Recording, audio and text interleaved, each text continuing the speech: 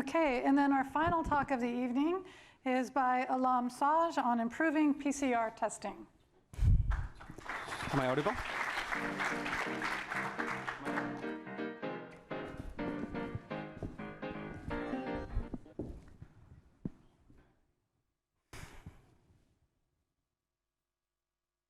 There is this object which over the past couple of years has turned out to be an absolute nightmare to me, while at the same time it managed to force itself to be a very regular part of my life. I'd like to show you what that is. The swab of a PCR test or COVID test. I get terrified every time I'm approached with this to be taken the sample from. I got a man up. Let's say I somehow managed to get that done with. Is it over yet? Nope. Then there is a long wait for the test result to come out. And during this period, I'm restricted and refrain from engaging even in my daily routine, like meeting my friends, spending time with my family, and so on. Now, have you ever wondered what causes it to take so long for this test result to come out? Let me tell you why that is. In a regular RT-PCR test, after the sample is collected, millions of copies of the sample has to be created before being able to perform any diagnosis. And this process on a regular basis takes from a few hours to days. In addition, it requires special chemicals which adds to the cost, and it also requires trained professional. Now, what if I told you there is an alternate technique that rules out all these requirements? Let me introduce you to detection of the virus using single molecule fluorescence microscope. Before we proceed any further, at least some of you guys might be wondering, what is this guy doing here with an umbrella after the storm? Like the COVID is almost over, right? Well, this technique is not exclusive to COVID-19 virus. It can be easily deployed for the detection of any other virus, but today I'll be using COVID as a template because, you know, it's been the star among the viruses lately, the star. So let's get back to the sample itself.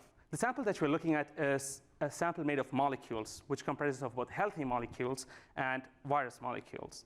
And each one of these molecules are different from each other, and meaning that they have their own unique fingerprint. So in order to detect this virus, what we do is we introduce a bait into the sample. And this bait is loaded with the information about the virus that is to be detected. So when it enters the sample, it finds the virus and gets itself attached to it. After this, we introduce something called fluorescent molecules into these samples.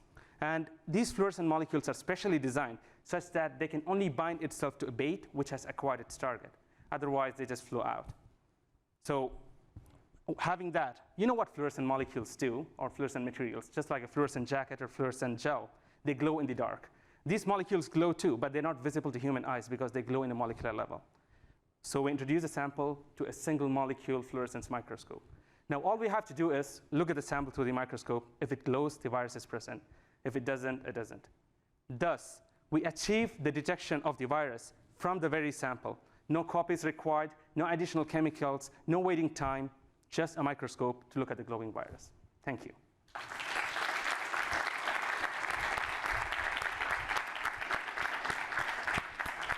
Thank you very much. So tell us your story. Where are you from, and how did you get here?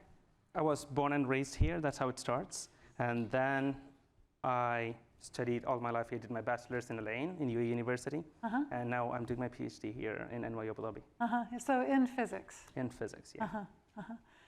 Yeah. So after my bachelor's, I was, like towards the end of the bachelor's, that's when I actually started thinking about the future. I was like, what should I actually do my graduate studies in? And I thought it would be better to do it in a field which has direct applications, like in our lives. And I found biophysics to be a very suitable field for that.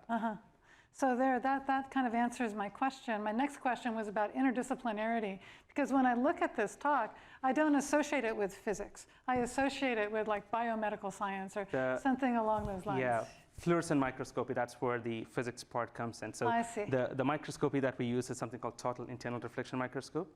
And that's like based on like physics principles, so yeah. But I do understand that it's very heavy on biology too.